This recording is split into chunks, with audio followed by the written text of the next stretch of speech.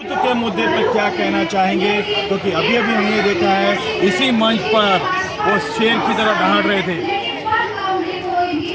Sir, क्या नाम है आपका और रामनवमी के दिन आप क्या संदेश देना चाहेंगे हिंदू हृदय सम्राट डॉक्टर प्रवीण भाई तोगत जी के आशीर्वाद से निर्माण हुआ राष्ट्रीय बजरंग दल यूनेस्पा जी राष्ट्रीय बजरंग दल स्वतंत्र महाराष्ट्र अध्यक्ष। आज इस धर्म सभा का आयोजन इसीलिए था कि प्रभु रामचंद्र का भव्य मंदिर का निर्माण होने ही वाला है, तो किसी के बाप की हिम्मत नहीं है और रोकने की।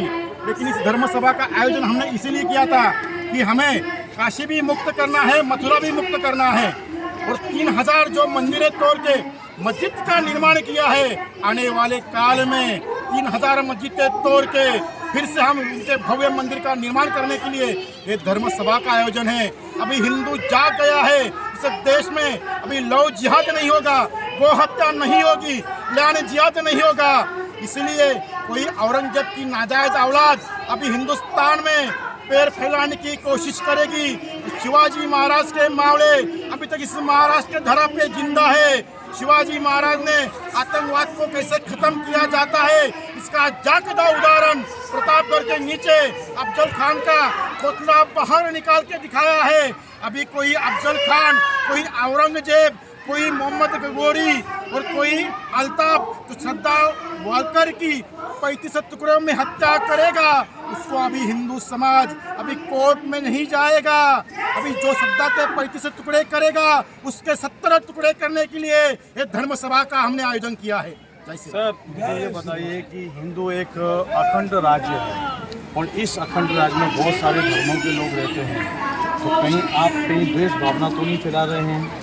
भाइयों, धर्म के आधार पे हमने 1947 में पाकिस्तान मुसलमानों को दे दिया है। 56 देश इस्लामिक कंट्री है। रोहिंग्या मुसलमान 56 देश छोड़ के निर्वासी मुसलमान बन के इस भारत धरा पे किस लिए आए? इसका मतलब ही यही है, इनको हिंदुस्तान को कजवा हिंद करना है। और ये धर्म सभा में हम इस हिंदुस्तान को कजवा हिंद होने नहीं देंगे। संतों ने धर्म सभा में कहा है, पूरा हिंदू समाज हमें साथ दे, हम भारत देश को हिंदू राष्ट्र देंगे। इतना ही। अभी आपने कहा कि आफ्ताब ने श्रद्धा वालकर के 36 टुकड़े किए थे और हम अगर दोबारा कोई आफ्ताब बनना चाहेंगे तो उसके 70 टुकड़े करेंगे, तो कहीं ये आप कानून अपने हाथ में नहीं लेना चाहते? इसका जागता उदाहरण आज जिस धरा पे मैं खड़ा हूँ वो छत्रपति शिवाजी महाराज की भूमि है। वो सही में शासन कैसा रहना चाहिए, ये शिवाजी महाराज से हमें सीख लेनी है। शिवाजी महाराज को जब समझ में आया, उनका सगा साला जिन्हें एक महिला के साथ दुष्कर्म किया था, शिवाजी महाराज को समझ में आने के बाद शिवाजी महाराज ने सभी मावलों को निर्देश दिया, उस हरामखोर को दरबार में लेके आओ। दरबार में लेके आने के बाद शिवाजी महाराज ने जो न्याय किया है, आज इस सरकार को न्याय चलाना चाहिए। शिवाजी महाराज ने कहा, जिस हरामखोर ने महिलाओं के साथ दुष्कर्म किया है उसका चौरंग कर देना। चौरंग का मतलब भाइयों यही है, हाथ पैर काट के फेंक दिया था। उसके बाद हिंदुस्तान में किसी ने हिम्मत नहीं की महिला के साथ दुष्कर्म करने की। मैं सुप्रीम कोर्ट को, हाई कोर्ट को विनती करता हूँ, जितने भी लव जिहाद के केस सुप्रीम कोर्ट और हाई कोर्ट में चल रहे, फास्ट कोर्ट लगा के उनको जल्द से जल्द न्याय दिया जाए। वो जितने भी हरामखोर है उनको फांसी के तख्त पे लटकाया जाए, नहीं तो इस देश में छत्रपति शासन लगने में समय नहीं लगेगा। सर, आपसे एक आखिरी सवाल पूछना चाहता हूँ। डॉक्टर बाबा साहब अम्बेडकर ने हमारे संविधान की रचना की है, कानून की कई धाराएं उनके तहत उन्होंने बनाए, संविधान जो रचा था, उस संविधान पे आपको भरोसा नहीं है क्या? हिंदुस्तान की कानून व्यवस्था पे, कानून प्रणाली पे आपका भरोसा नहीं है, जो आप किसी दूसरे आफ्ताब के 70 टुकड़े करने पे आबादा हो? बहुत बढ़िया सवाल आपने पूछा है। भारत रत्न डॉक्टर बाबा साहब भीमराव अंबेडकर का हम नमन करते हैं। उन्होंने जो संविधान बनाया है, संविधान को मुसलमान और क्रिश्चियन मानते हैं, उस संविधान की रक्षा सिर्फ हिंदू ही करता है। आप बताइए, ध्वनि प्रदूषण कायदा ये संविधान में ही लिखा है। 10 बजे के बाद अगर हमारा कार्यक्रम चालू हो जाएगा, पुलिस की गाड़ी आ जाएगी, कार्यक्रम बंद कर देना। लेकिन सुबह की पहली नमाज सुबह की पहली नमाज जो 5 बजे होती है, सूर्यास्त होने के पहले कोई भी ध्वनि प्रदूषण होना नहीं चाहिए। रोज सुप्रीम कोर्ट को और संविधान को पैरों के नीचे ये मुस्लिम सब रोंगता है, उनके लिए संविधान नहीं है।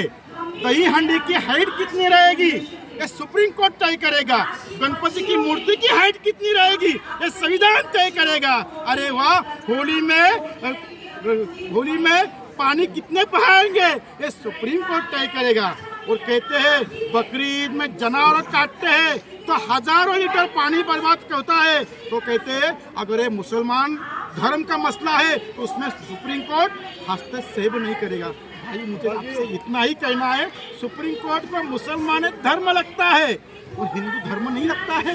शर्म नहीं आती इनको। इस देश में तो हिंदुओं की आस्था है, आस्था के साथ में आप खिलवाड़ कर रहे हो।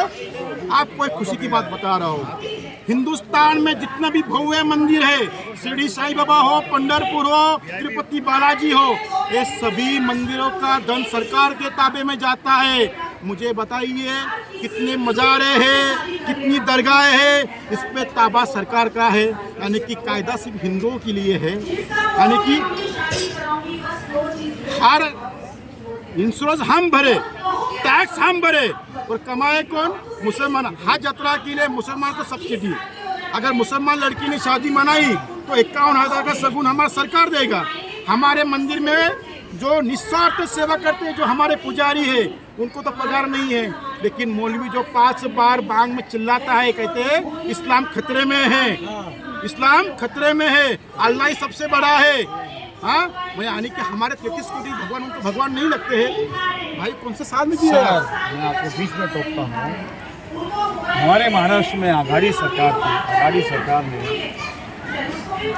हनुमान चालीसा पढ़ने पे लोगों को अंदर डाल दिया था। तब आपने आवाज़ बुलंद क्यों नहीं की?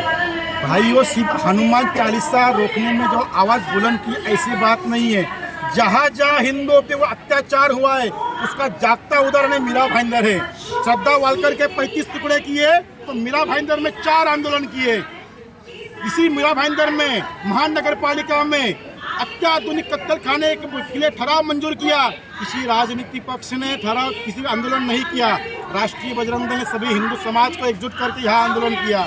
जहाँ जहाँ हिंदुओं पर अत्याचार होगा वहाँ पर धर्म सभा में जो धर्म योद्धा तैयार हुए हैं उनकी रक्षा के लिए खड़े हो जाएंगे। अभी तो हाल फिलहाल में हिंदुत्व की सरकार है, एक नाथ शिंदे और फडणवीस की सरकार है, भाजपा प्रणीत सरकार है, तो वो तो हिंदुत्व की सरकार है। तो आघाड़ी सरकार के लिए क्या कहेंगे, जहाँ पे हनुमान चालीसा पढ़ने के लिए पर उनको जेल में डाल दिया जाता था, तो क्या कहेंगे आघाड़ी सरकार? मेरा कहना ही इतना है, जो हिंदू हित की बात करेगा वही देश पे राज करेगा।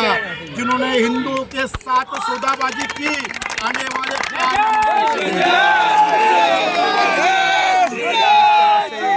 इन्होंने हिंदुओं के लिए ललकार की है। और उन सभी देश विरोधियों के लिए जो रहते तो हिंदुस्तान में हैं लेकिन उनके सीने में दिल धड़कता है किसी और देश का धड़कता है, उन लोगों को चेतावनी दिए अगर दोबारा कोई आफ्ताब पैदा होगा तो उसके बजरंग दल जो है वो कानून को अपने हाथ में लेगा और अपने तरीके से उसे सजा देगा। जबकि ये गलत है। हिंदुस्तान की कानून प्रणाली बहुत ही अपने आप में एक निष्ठावान कानून प्रणाली है। उस कानून प्रणाली पे पूरे विश्व के लोग उस पर गर्व करते हैं कि एक हिंदुस्तान एक ऐसा देश है जहाँ पे कानून व्यवस्था है। लेकिन जिस तरह से इन्होंने इनके सीने में आज हिंदुत्व की आवाज़ गूंज रही थी, वो कहीं ना कहीं इनके विद्रोह, इनके सीने में जो विद्रोह था इतने दिनों से, इनके सीने में जो दबी हुई आवाज़ थी, आज इन्होंने ललकारते हुए कहा है कि अब हिंदुस्तान जो है एक अखंड हिंदुस्तान राज्य बनेगा। अब देखना है, आने वाला वक्त ही बताएगा कि सरकारें क्या करती है, ये अखंड हिंदू राष्ट्र बनता है या इसी तरह आघाड़ी सरकार जिस तरह से पहले हनुमान चालीसा पढ़ने वालों को अंदर जेल में डाल देती थी।